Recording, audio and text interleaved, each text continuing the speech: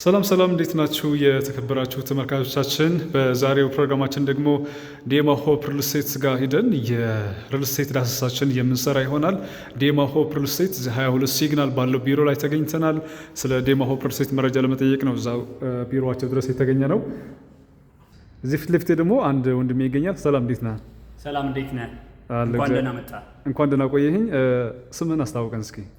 ካሳሁን እባላለሁ። የዲማ ሆፕ ሪል ስቴት የሽያጭ አማካሪ ነኝ። እንኳን ደህና ቆየኝ ካሳሁን። እንግዲህ ቅድም በስለው እንደነበረ እዚህ 22 ባለው ቢሮችን ላይ የተገኘ ነው።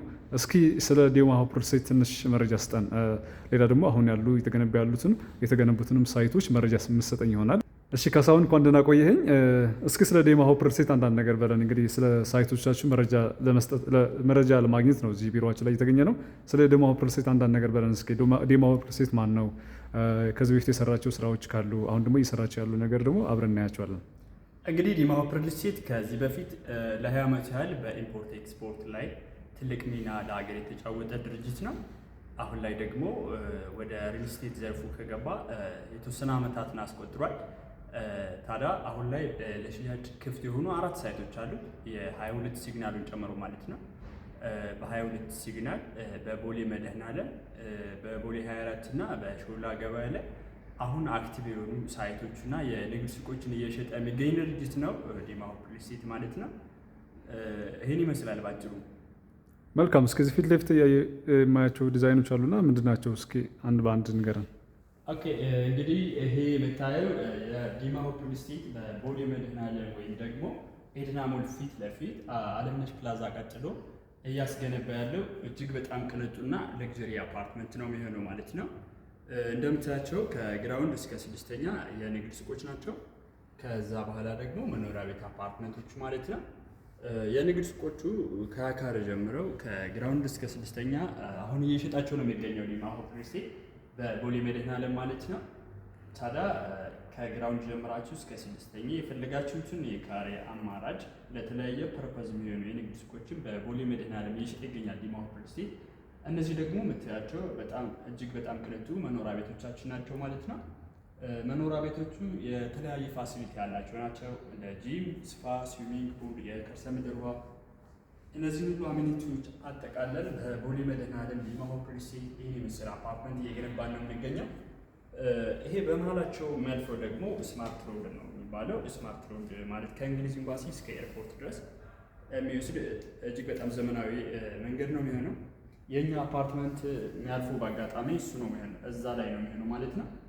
ታዲያ መኖሪያ ቤቶቹ ከባለ 1 መኝታ እስከ ባለ 4 መኝታ ናቸው። ባለ 1 መኝታም አለ፣ ባለ 2ም፣ ባለ 3ም፣ ባለ 4ም በተለያየ ካሬ አማራጭ እየሸጥን ነው የምንገኘው በቦሌ መድኃኔዓለም። በቦሌ መድኃኔዓለም ምናልባት ለኢንቨስትመንትም በጣም ተመራጭ ነው። ለመኖሪያ ደግሞ መሀል ከተማም ስለሆነ የንግድ ሱቅ ወይም ደግሞ መኖሪያ ቤት ለምትፈልጉ ከስተመሮቻችን ይሄ ትልቅ እድል ነው የሚሆነው።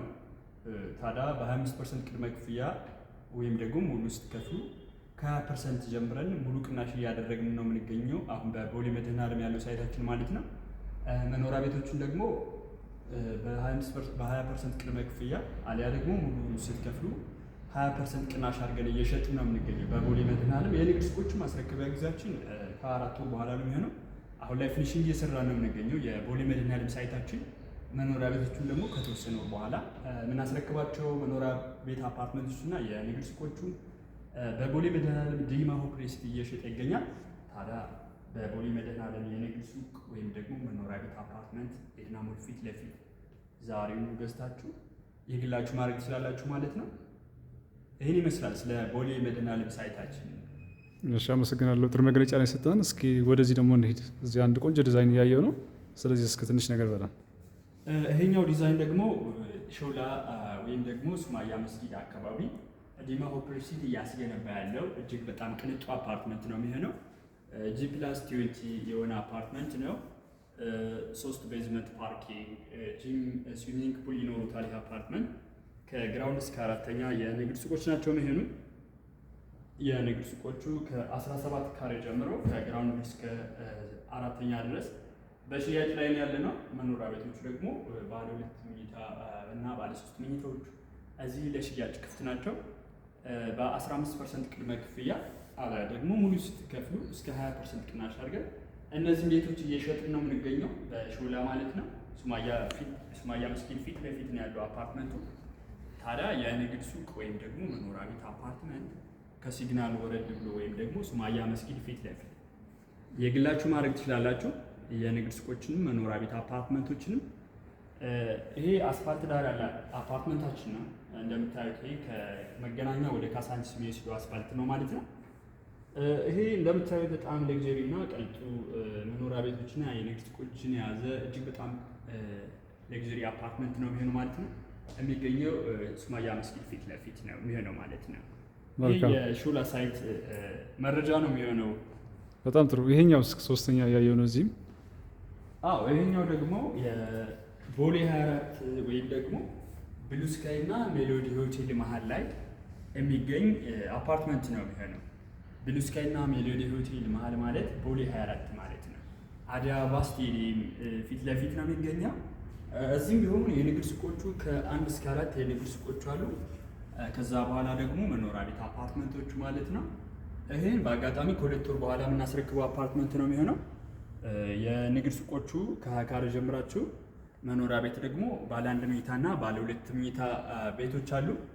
አሁን ላይ በ40% ቅድመ ክፍያ አሊያ ደግሞ ሙሉ ስትከፍሉ እስከ 10% ቅናሽ አድርገን በቦሌ 24 ብሉ ስካይ እና ሜሎዲ ሆቴል መሀል ላይ እየሸጥን ነው የምንገኘው። ይሄ ሶስተኛው የዲማ ሆፕ ሪል ስቴት ለሽያጭ ክፍት የሆነ ሳይታችን ነው ማለት ነው። ታህሳስ ላይ የምናስረክበው አፓርትመንት ነው የሚሆነው። ይሄ ለኢንቨስትመንት ወይም ደግሞ ለመኖሪያ መሀል ከተማ ቦሌ 24 ብሉ ስካይ እና ሜሎዲ ሆቴል መሀል የሚገኝ አፓርትመንታችን ነው የሚሆነው። በጣም ጥሩ። ምናልባት ከዚህ በፊት ገንብታችሁ ያስረከባችኋቸው ሳይቶች ካሉ ስለነሱ ጥቂት ብትለን። ከዚህ በፊት ገንብተን ያስረከብናቸው ሳይቶች 22 ሲግናል ላይ ወይም ደግሞ ደንበሮ ሆስፒታል አካባቢ እጅግ በጣም ቅንጡና ሌግጀሪ አፓርትመንት ገንብተን አስረክበናል። እዚህም ጋር የተወሰኑ ቤቶች አሉ። ታዲያ ግን 237፣ 260 እና 290 ካሬዎች ናቸው። እጅግ በጣም ቅንጡና ሌግጀሪ ቤቶች ናቸው። ካሬያቸውም ሰፋ ያለ ካርታና ፕላን የተዘጋጀላቸውን ቤቶች 22 ሲግናል ደንበሮ ሆስፒታል አካባቢ ገንብተን ነዋሪዎችም እየኖሩበት ነው። ሌላው ደግሞ የተወሰኑ ቤቶችም አሉ ለሽያጭ ክፍት የሆኑ ማለት ነው። የንግድ ሱቆችም አሉ። እነዚህ የንግድ ሱቆችን ሽጠን ጨርሰናል። ግን እዚህ ያሉ የንግድ ሱቆች በጣም ነው የሚያምሩት።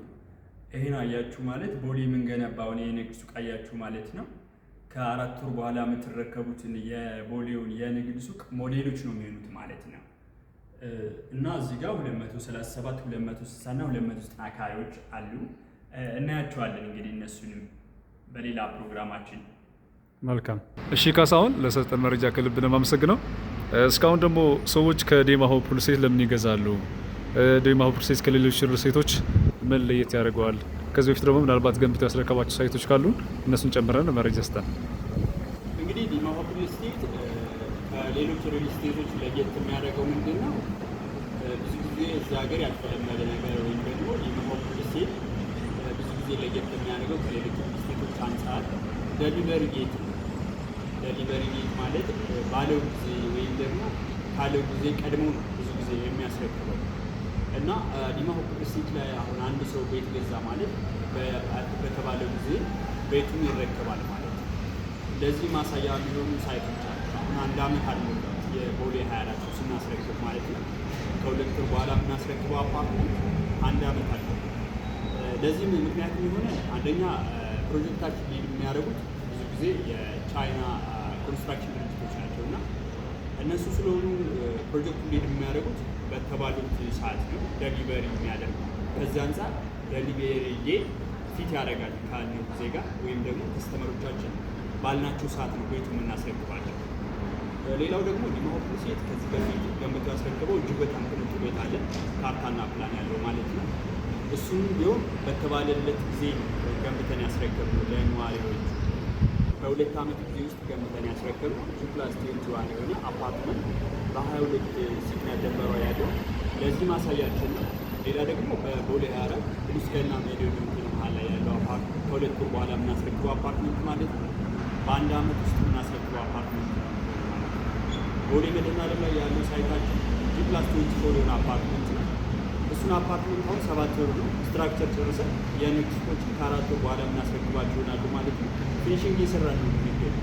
ስለዚህ G+24 የሆነ አፓርትመንት በጣም ሂውጅ ፕሮጀክት ነው። እኛ ግን በ1 ዓመት ከ6 ወር መኖሪያ ቤቶች ልናስረክብ አሁን ፊኒሽንግ እየሰራን ነው የሚገኘው። የንግድ ሱቆችን ደግሞ 1 ዓመት ሳይሞላ ከ4 ወር በኋላ ልናስረክብ ነው ማለት ነው። ከዚህ አንጻር ዴሊቨሪ ዴት ከሌሎች ሪል ስቴቶች ወይም ደግሞ እዚህ ሀገር ያሉ ሪል ስቴቶች ጋር ዲማ ሆፕ ሪል ስቴት ለየት ያደርጋል። እንደዚህ ሀገርን ቢግ ኢሹ ስለሆነ ዴሊቨሪ ዴት ብዙ ሰዎች ብራቸውን ከፍለው ቤት እየተረከቡ ስላልሆነ ለዚህ መፍትሄ ዲማ ሆፕ ሪል ስቴት ትልቅ መፍትሄ ነው። ዲማ ሆፕ ሪል ስቴት ላይ ቤታቸውን ቢገዙ በተባለው ጊዜ በፕላናቸው መሰረት ቤታቸውን ይረከባሉ። መልካም። ቅድም እንግዲህ ብዙ ሳይቶች እንዳሏቸው ነግረኝ ነበረ። ከኢንቨስትመንት አንጻር ሌላ ደግሞ ከሎኬሽን አንጻር እናንተ እንዴት ናቸው? እስኪ በደንብ ስፔሲፊክሊ ለሰዎች በደንብ መረጃ ለመስጠት ያክል በየት በኩል ነው ያሉት? ለኢንቨስትመንት ይመቻሉ? ለመኖር ይመቻሉ ወይ?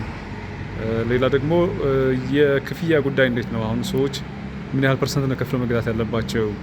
አንተስ የትኛው ሳይት ላይ ሪኮመንድ ታደርጋለህ? በተለይ ደግሞ በጣም ብዙ ዲያስፖራ ወገኖቻችን አሉ ቤት መግዛት የሚፈልጉ መረጃ በደንብ እንዲደርሳቸው የሚፈልጉ አሉና ለእነሱም ጠለቅ ያለ መረጃ ስጠን እስኪ። እንግዲህ ዲማ ሆፕ ሪል ስቴት አሁን ከተማ መሀል ላይ ወይም ደግሞ ከተማ ላይ ነው ሳይቶችን እየገነባ ያለው። ብዙ ጊዜ በቦሌና በካሳንቺስ ላይ ነው ግንባታ ላይ ያለው። ቦሌ 2 ሳይት አለን። በቅርቡ የምንለቀው ሳይት ይኖራል። ስፔሻሊ ግን ቦሌ 24 እና ቦሌ መድኃኔዓለም ለኢንቨስትመንት ወይም ደግሞ ደንበኞቻችን ቢኖሩባቸው በጣም መሀል ከተማ ናቸው። ሁሉንም አክሰስ በቅርቡና በቀላሉ ማግኘት ይችላሉ። እንደ ኢንቨስትመንት ደግሞ በጣም ትልቅ የኢንቨስትመንት አማራጮች ናቸው። ቦሌ አካባቢ ኢንቨስትመንት የሚባለው የንግድ ሱቅ ወይም ደግሞ መኖሪያ ቤት ገዝቶ ማከራየት፣ ለገስት ሃውስ መኖሪያ ቤቶቹ የንግድ ሱቆችን ደግሞ ለኪራይ ማለት ነው። ምናልባት አሁን ቦሌ አካባቢ የንግድ ሱቅ ካረግ በጣም ሴንሲቲቭ ናቸው። ካሬ እስከ 4,000 ብር ነው የሚከራየው አንድ ካሬ ማለት ነው። ዲማ ሆፕ ሪል ስቴት ላይ 20 ካሬ ቢገዙ 80,000 ብር በወር ያከራያሉ ማለት ነው። ቦሌ መድኃኔዓለም ላይ ቢገዙ 80,000 ብር ያከራያሉ ማለት ነው። እንግዲህ ይህ እንደ ኢንቨስትመንት ሬንታል ቫሊዩ በጣም ከፍተኛ ነው። ይህም አንዱ የኢንቨስትመንት ፖይንት ነው የሚሆነው።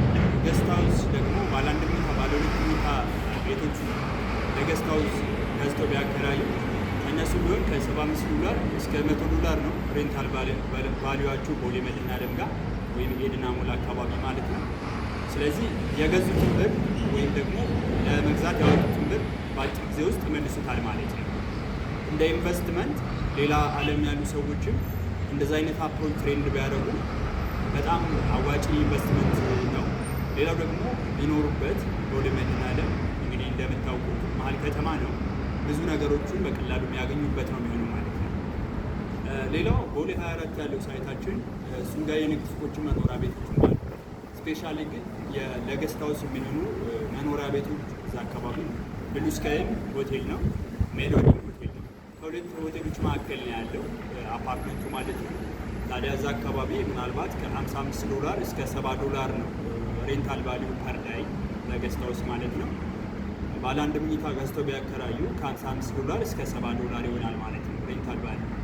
ይህ ማለት ሬንታል ቫሊዩ እንደዚህ ሆነ ማለት እናንተ የገዛችሁትን ወይም ደግሞ ለመግዛት ያወጣችሁትን ብር በአጭር ጊዜ ውስጥ የምትመልሱበት ከሆነ ይሄ ትልቅ ኢንቨስትመንት ፖይንት ነው። ቦሌ 24 ጋር እንደዛ አይነት አፕሮች ትሬንድ ብታደርጉ በጣም መልካም ነው። ብትኖሩበት ደግሞ በጣም ተመራጭ ነው የሚሆነው። ሌላ ሱማያ መስጊድ አካባቢም አለ። ስፔሻሊ ለመኖሪያ የሚሆኑ ቤቶችን እየሸጥ ነው የምንገኘው። ከባለ 1 መኝታ እስከ ባለ 4 መኝታ ማለት ነው። የንግድ ሱቆችም ይኖሩናል። ለሱ እሺ፣ አሁን ደግሞ ስለ አከፋፈላችሁ እስኪ ስናወራ የአከፋፈላችሁ ዲስካውንት ፓኬጅ ካላችሁ እነሱንም ጨምር አድርገ ዋጋችሁን በተመለከተ ምን ያህል ዋጋ ነው ይሸጣል? አሁን ከተማው ላይ ይሸጥ ካለበት ዋጋ የእናንተ ምን ይመስላል? ይህን ጠቅላላ አድርገን ንገረኝ። መጨረሻ ላይ ደግሞ እነዚህን ቤቶች መረጃ የሚፈልጉ ዲቴይል ያከፋፈሉና ዋጋውን በዲቴይል መረጃ የሚፈልጉ ደንበኞች አንተን እንዴት ኮንታክት ማድረግ ይችላሉ? እነዚህን መልስልኝ እስኪ። እንግዲህ አሁን ወደ ዋጋቸው ስንሄድ መሀል ከተማ ነው ያሉት። ቦሌ አካባቢ ቦሌ 24 ቦሌ መድኃኔዓለም መሀል ከተማ ነው ያሉት። እዚህ ሾላ መሀል ከተማ ነው። ከዚህ አንጻር ግን በጣም ቆንጆ ዋጋ ወጡላቸው እየሸጥን ነው የምንገኘው። በ25% ቅድመ ክፍያ የቦሌ መድኃኔዓለም ላይ መኖሪያ ቤቶችን በ25% ቅድመ ክፍያ በቅርብ ወራት የምናስረክበውን መኖሪያ ቤት መግዛት ይችላሉ። የንግድ ሱቆችን ደግሞ 30% ግራውንድ ላይ ሌሎችን ደግሞ 25% ከፍለው የግላቸው ማድረግ ይችላሉ። የንግድ ሱቆች ጋር ግን ሙሉ ሲከፍሉ ከ20% እስከ 40% ቅናሽ ይደረግላቸዋል በቦሌ መድኃኔዓለም ማለት ነው። እነዚህ ሱቆች ከ4 ወር በኋላ የምናስረክባቸው ሱቆች ናቸው የሚሆኑ።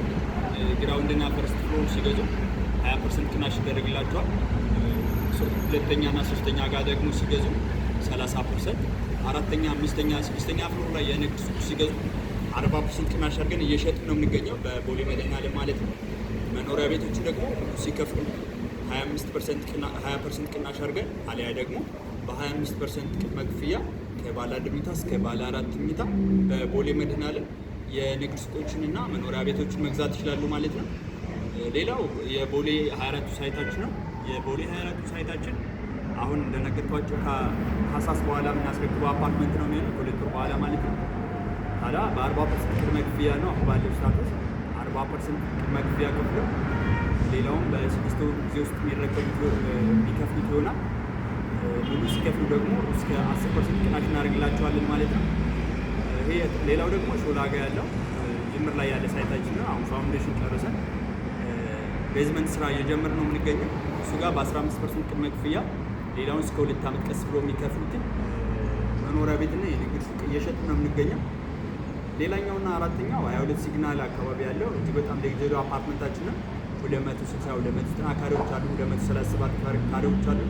እነሱ ጋር ካርታና ፕላን ተዘጋጀላቸው ነው ወይ በ50% ቅድመ ክፍያ ሌላውን እስከ 1 ዓመት ቀስ ብሎ የሚከፍሉ አሊያ ደግሞ ሙሉ ሲከፍሉ እስከ 20% ቅናሽ አድርገን ነው እየሸጥን ያለ ነው። እዚህ 22 ሲግናል ማለት ነው።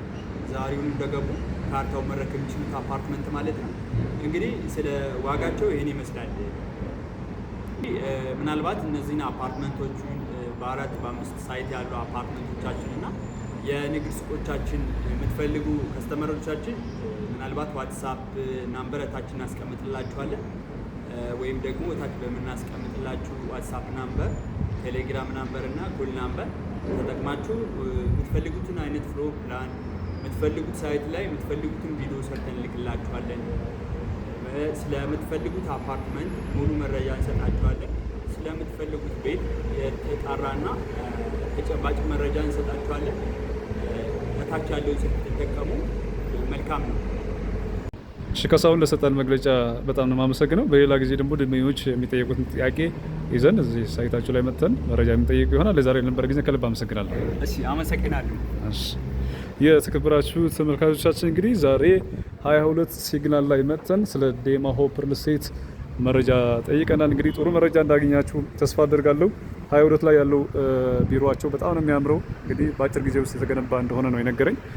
በሌላ ጊዜ ደግሞ ሌሎች ሪል ስቴቶች ላይ ሄደን የተለያዩ ጥያቄዎች ይዘን ዳሰሳ እንሰራላችሁ ይሆናል። ለዛሬ ለነበረን ጊዜ ከልብ ነው የማመሰግነው።